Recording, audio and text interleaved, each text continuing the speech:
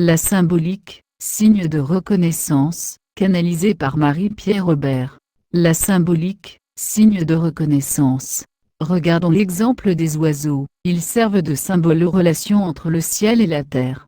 Dans le taoïsme, les immortels prennent le visage de l'être ailé pour signifier la légèreté ou la libération de la pesanteur terrestre. Les oiseaux s'envolent au ciel. De ce fait, ils figurent l'âme qui s'échappe du corps et de l'intelligence.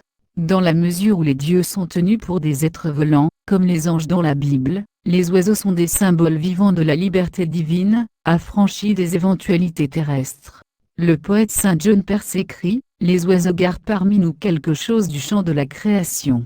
Dans le monde celtique, l'oiseau est le messager des dieux et de l'autre monde. Pour le Coran, le mot oiseau est synonyme de destin. Au cou de chaque homme, nous avons attaché son oiseau. Puis dans la littérature persane, ce classique. Le langage des oiseaux décrit les péripéties de l'itinéraire mystique en quête du divin.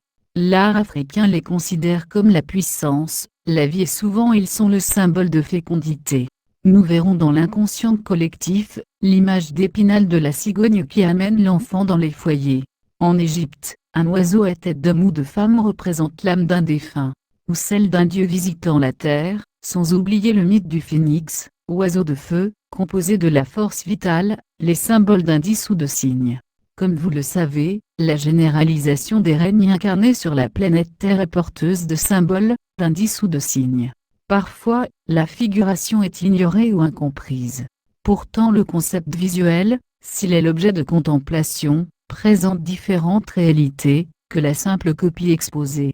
Cette aperception est un exercice conscient, qui dépasse le portrait concrétisé du plan matériel. En effet, diverses subtilités cachées apparaissent dans l'aspect superficiel extérieur de la forme. Vous connaissez la figurine de la poupée russe. Cette statuette en bois se dénomme Matryoshka. Elle s'ouvre en deux et révèle dans son intérieur d'autres figurines semblables à son image. Cependant, leur taille diminue chaque fois que vous l'ouvrez. La plus grande contient plusieurs sculptures, la plus petite étant un bébé. L'inventeur de cet artisanat populaire, Sergueï Malioutine, s'est inspiré d'une même série de poupées japonaises. Elles représentent les 7 déités du bonheur. Ces 6 divinités s'emboîtent à l'intérieur du dieu Fukurokuju, divinité de félicité, richesse, longévité, sagesse, virilité. Par ses créations, l'humain honore les esprits habitants, ou incarnant les forces naturelles. C'est ainsi qu'il est attribué à l'oiseau blanc, les qualités de pureté, du fait que sa couleur n'est ni salie ni ternie. Dans l'inconscient collectif, la blancheur immaculée évoque la lumière, énergie qui anime le vivant. C'est donc la vie. Tout comme les poupées russes, nous pouvons, à partir d'une représentation, quelle qu'elle soit, la décliner en d'autres figurations différentes de la première. Cette déclinaison de formes et de couleurs diverses, se produit à partir de l'original. Dans ce cas, c'est la multiplicité de l'unique. Dans ce cas, c'est la multiplicité de l'unique. Dans ce cas, c'est la multiplicité de l'unique. Cette conception est difficile à accepter par l'ensemble de l'humanité. La croyance de la séparation ou de la différenciation entre les personnes provoque des incompréhensions de toutes sortes. Pourtant, la reproduction infinie de quelque chose devient un signe de reconnaissance à un très haut niveau. L'individu devient la personnification de l'amour, symbole de la déité. Dans l'imaginaire de l'humanité, le céleste est une création impersonnelle, sans personnalité puisqu'il n'existe pas comme personne.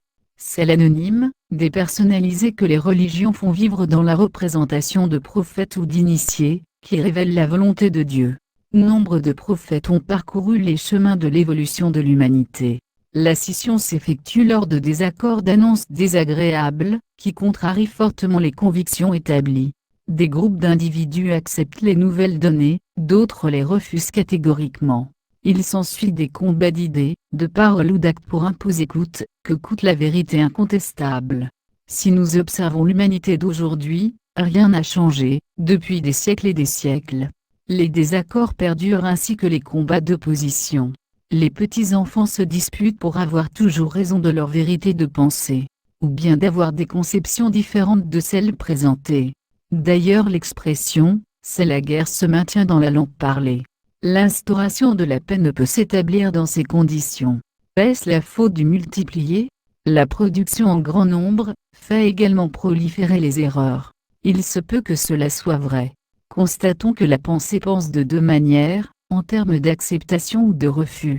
Dans l'approbation, il y a consentement, mais aussi renoncement ou résignation. Ces deux derniers entraînent le fatalisme.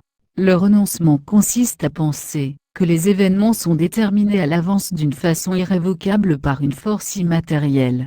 Cette attitude déclenche obligatoirement la victimisation dans le but de susciter la pitié pour obtenir des avantages.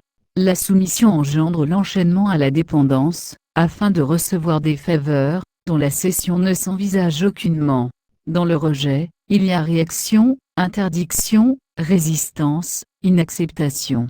C'est la fermeture à l'autre, à tout, au scellement d'ouverture des portes et fenêtres. Elles sont closes, aucune lueur ne peut pénétrer. L'existence s'effectue dans l'obscurité, et défavorise la prolifération. La multiplication excessive et rapide des choses s'arrête, c'est la fin de vie de la diversité. La justesse de proportion dénommée symétrie de plusieurs choses, n'a pas de similitude entre ces formes de pensée. L'une domine. De conséquence, l'équilibre, ni l'harmonie, ni l'égalité, ni la symphonie de son consonant ne se produisent. La somme de choses variées ne forme pas un bel ensemble. Le symbole de l'unité par l'association des opposés est l'un. Il exprime la réduction du multiple à l'un. Identiquement, il est le sens profond de l'action créatrice. Puisque la manifestation du multiplié aboutit à mettre l'un en relief. De la même façon, l'unique est à l'origine et à la fin de toute matérialité. Les oiseaux énoncent, les oiseaux énoncent, les oiseaux énoncent. Entreprenons un voyage ensemble, je vous porterai sur mes ailes. Je les déploie aussi autour de vous, afin qu'elles soient un cocon de lumière. J'aime à vous maintenir dans cette douceur tendrement. Parfois, cela vous surprend de recevoir cette quiétude de l'espace d'un instant. Ce qui vous fait ressentir plus durement les violences dans lesquelles se déroule le quotidien. Aujourd'hui, il vous appartient de glisser vos ailes dans les miennes, afin que nous diffusions ensemble un parfum d'amour dans votre cœur et votre esprit. De l'esprit je viens et vous aussi. Conjointement, nous sommes nés de cet un qui nous affectionne tant. À nous de savoir lui offrir l'amour qu'il est. Aucune condition n'est requise. Faites ce que vous souhaitez, ce que vous voulez. Vos décisions feront la vie que vous avez choisie. Si vous choisissez de la vivre avec moi, sachez qu'elle sera belle et heureuse. Car, nous contribuerons à des œuvres magnifiques. Voyez-vous, nous créons ce que nous sommes, ce que nous portons. Vous êtes le multiple du un une. De même, vous n'êtes séparés d'aucun exemplaire, qui se présente sous de nombreux aspects, formes ou couleurs. Marie-Pierre Aubert, Canal de l'unité des maîtres akashiques. Partagé par Message Céleste, http://messagesceleste.sa